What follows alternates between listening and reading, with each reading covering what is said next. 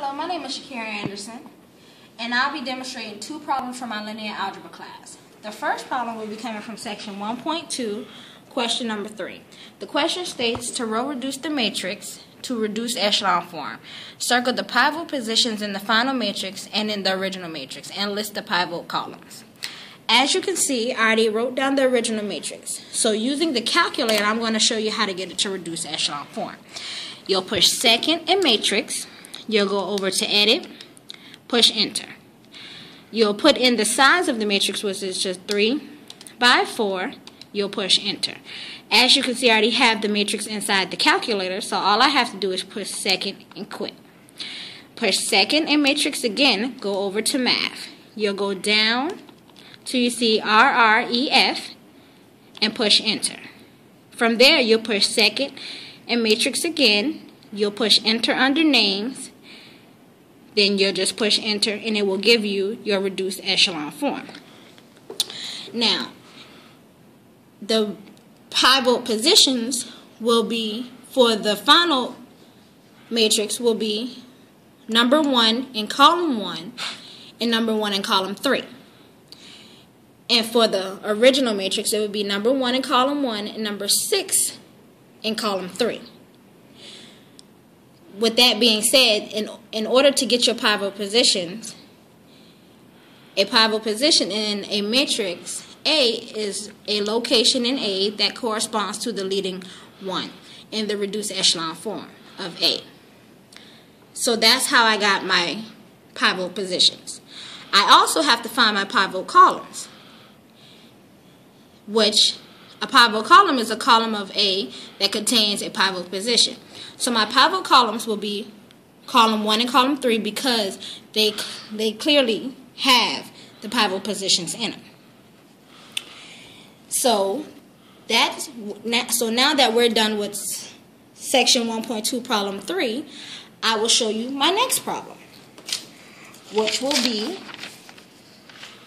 coming from section 1.7, problem number 2. That problem states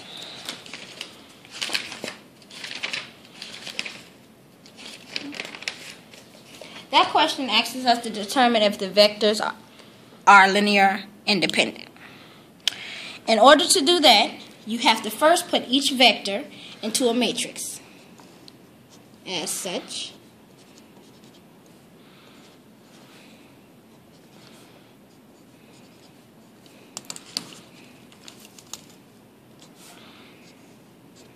From there, you have to reduce this matrix into echelon form.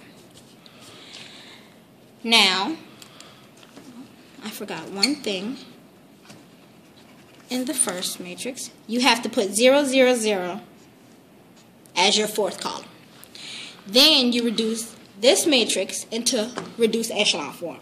The same way as I showed you in problem number 3, you'll do the same thing on the computer, on the calculator. So, knowing that I already showed you how to do it, I'm just going to write it down for you in reduced echelon form.